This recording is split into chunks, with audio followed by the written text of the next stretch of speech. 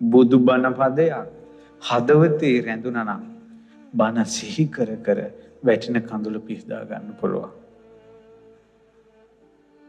මේක ආර්ය සත්‍යයක්. මේ ලෝකෙ මැරෙන්නේ සිංහලයෝ ටික විතරක් නම්, බුද්ධ ආගමේ කට්ටිය විතරක් නම් මැරෙන්නේ. අපිට මේ බුද්ධ ආගම බොරුවක් කියලා කියන්න පුළුවන්. සියලු දෙනාම මැරෙනවානේ. ආර්ය සත්‍යයක් කියන්නේ ඒකයි.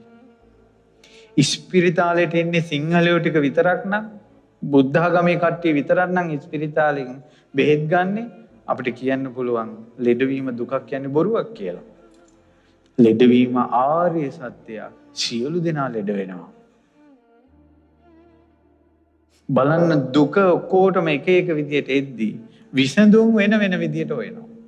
එක එක ආගම් වලින් විසඳුම් හොයනවා.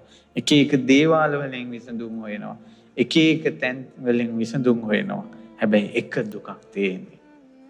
ලෙඩවීම නැමැති දුක. වයසට යෑම නැමැති දුක. ප්‍රියංගෙන් වෙන්වීමේ දුක. අප්‍රියං හා එකතු වීමේ දුක. මේ ප්‍රියංගෙන් වෙන්වීම දුකක් කියලා විශ්වාස කරන්න බැරි නිසා අනේ ඇයි ඔයා මට දුක දුන්නේ කියලා එයාව